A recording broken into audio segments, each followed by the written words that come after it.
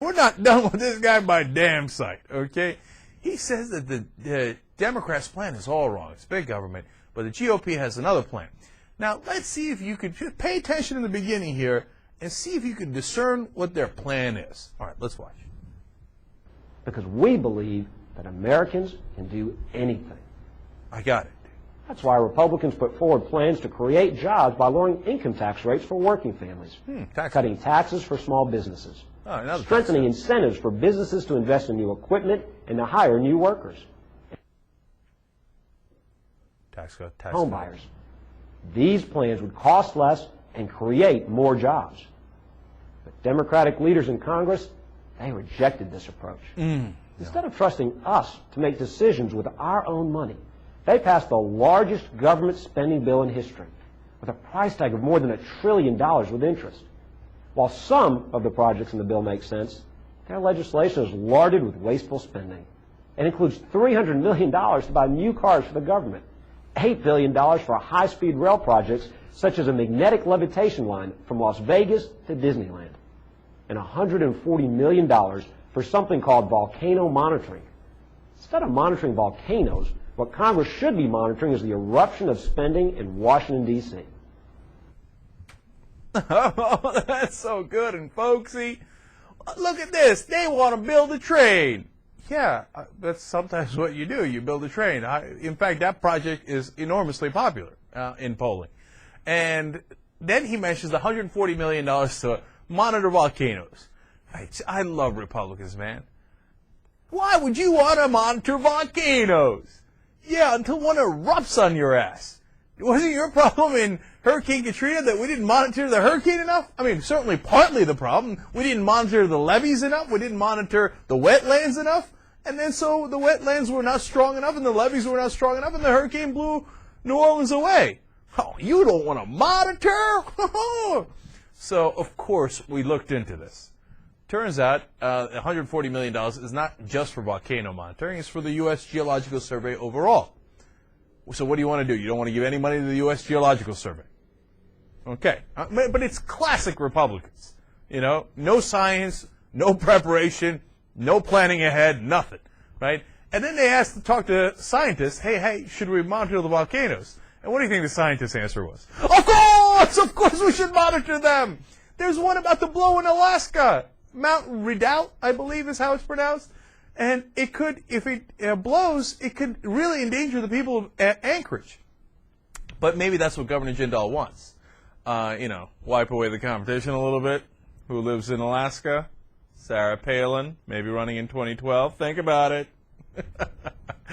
All right. No, but he doesn't want to spend any money on anything. He's got the right idea. The right idea is, that's it. Tax cuts, tax cuts, tax cuts. You heard in the beginning. Now, golly gee, we proposed some tax cuts for personal and for businesses, and the Democrats said no.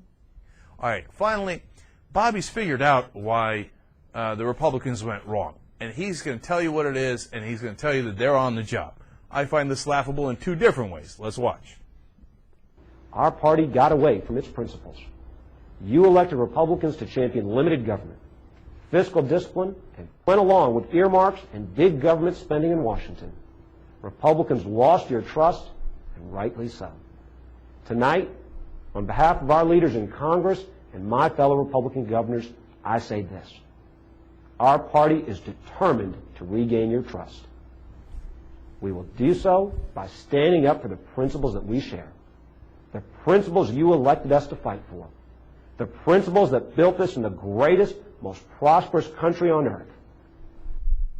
All right, look, this has two principles problems. Number one is, isn't it convenient that whenever they're not in power, they're against spending money? But whenever they are in power, they spend it like crazy. For their own benefit, to try to bring home more bacon to the different districts and states, spend more money on the federal government, to try to win elections, as Karl Rove and George Bush tried to do. And then as soon as they're out of power, they're like, okay, no, now stop spending the money. Stop spending the money. It reminds me of Rowdy Piper. Like, he'd hit you over the head, and he'd do all these dirty, nasty things, and the minute you had him on the ropes, he'd go, oh, come on, don't do it. Okay? Yeah, I've seen this movie before. It's ridiculous. It has the same ending every single time. And American people aren't buying it anymore. Now, how do I know that? That gets to part number two. You see, there's polls on this issue. When asked in 2006 and 2008, after the elections, what were your top priorities, no one actually mentioned this idea of earmarks or pork barrel spending or even overspending in general. No one mentioned it. They weren't statistically significant enough to get into the poll results. See, they're fighting the wrong problem.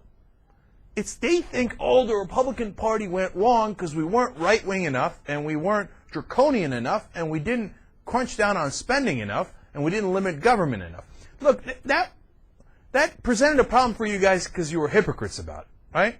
And your hypocrisy is a general brand name issue that you have as a Republican Party.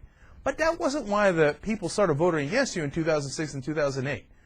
They were voting against you because they didn't like your solutions. They didn't agree with your solutions. They didn't like the wars. They didn't like the endless tax cuts for the rich.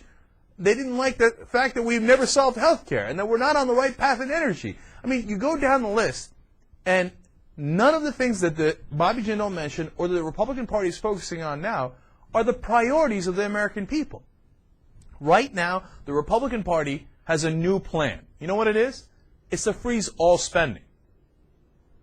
Every economist in the field, including conservative economists, including ones that said, oh, no, supply-side economics will work and you cut taxes, et cetera, the guys that are, the ones that are against Roosevelt and they say, oh, Roosevelt made the Depression worse. So even the most right-wing economists in the country are saying, freezing spending now? In the middle of this enormous recession? No, that's not really the right way to go. That would only make the recession worse. But as always, these guys are not interested in facts. They're not interested in hearing what the economists have to say. They're going to head down this path because they don't know anything else. I've told you this, they're ideologically bankrupt. They got nothing left. So all they go into is the old play. This reminds me of a desperate football team. They're down by, 28 or 42, and it's the fourth quarter, and they only got one play in the book, and that's the bomb. And they just keep throwing it up there. And the defense has figured it out. They got three, cornerbacks and safeties over there, and they keep picking it off every time. And they're like, no, this time I got it. Bobby, run all the way down, and I'm going to wing it. Okay? But that limited government and tax cuts is not the issue at this point. In fact, one analyst called the Republican plan the anti-stimulus plan. It would take away stimulus when we desperately need it into the economy.